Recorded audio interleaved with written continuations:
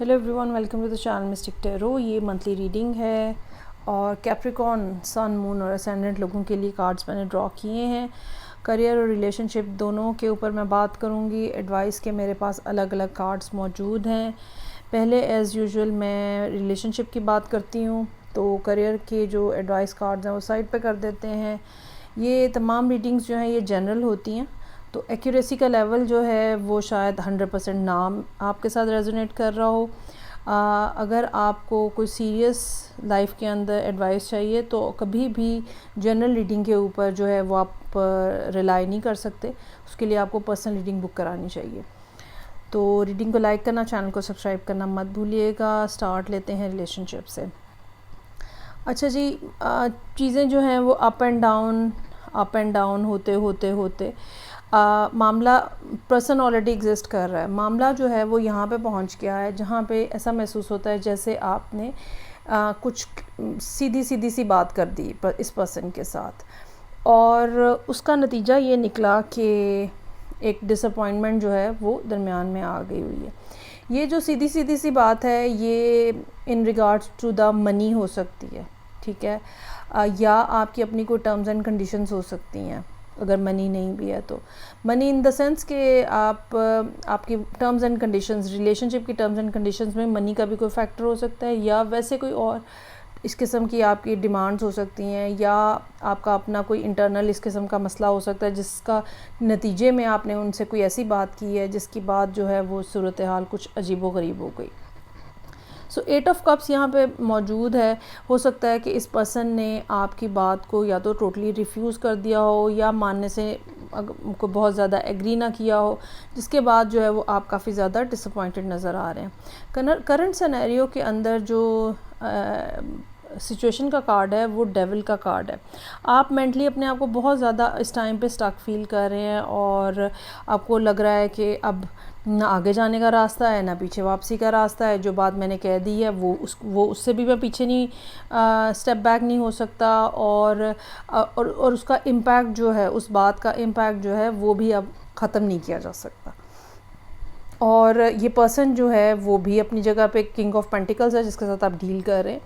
वो अपनी जगह के ऊपर जो है वो आपको बहुत ज़्यादा हैप्पी और बहुत सेटिस्फाइंग सिचुएशन में, और अगर आपसे बात नहीं हो रही तो कोई इशू नहीं है, अगर वो आपको इग्नोर कर रहे हैं कोई इशू नहीं है, इस तरह की फीलिंग आपकी है, ठीक है, कि भाई उसको तो मेरी किसी बात से कोई फ़र्क ही नहीं पड़ रहा और वो तो अपनी ज़िंदगी में बहुत ज़्यादा इंजॉय कर रहा है और इस तरह से।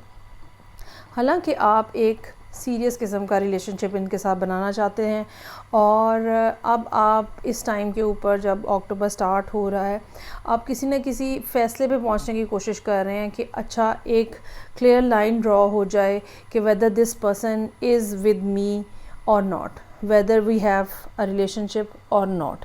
एक क्लियर लाइन हो जाए ताकि मुझे पता हो कि मुझे अब आगे क्या करना है।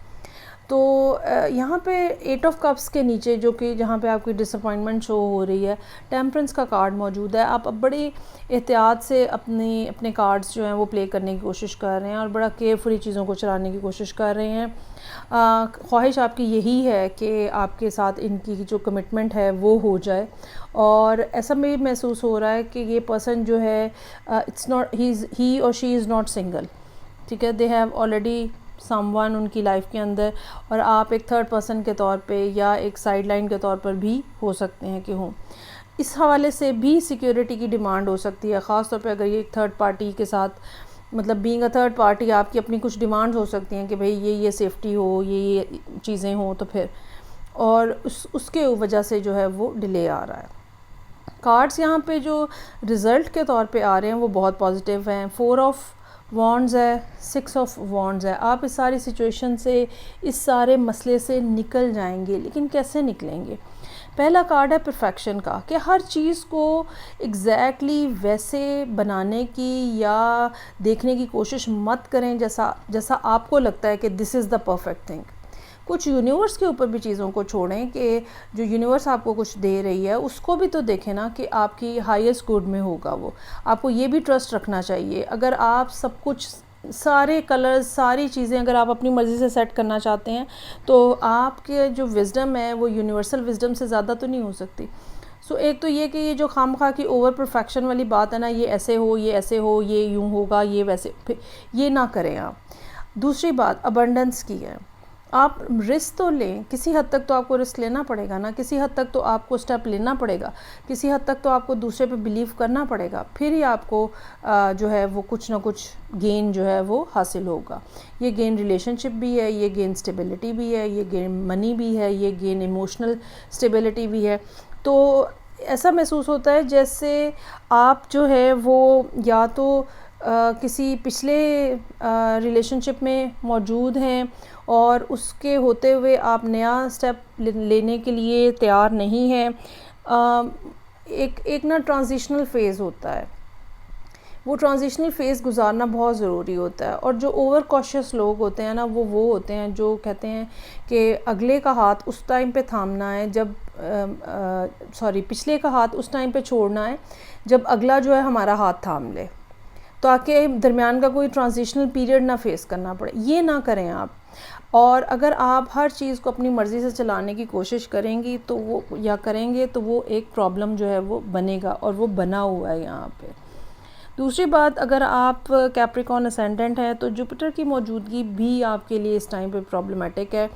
और अब जबकि जुपिटर जो है वो रेट्रोग्रेशन में जा रहा है, तो पिछले कुछ महीनों में जितने भी कोई काम हुए हैं, जितनी भी कोई चीज़ें हुई हैं और जितनी भी कोई मामलात हुए हैं, उनको अगर आप ठीक करना चाहते हैं या उनके अंदर कुछ ऑल्टर एडिट करना चाहते हैं, तो ये बेसिकली वो एडिट पेन है जो आपको मिला है यूनिवर्स की तरफ से कि अब आप अपने मामलात को ठीक कर लें।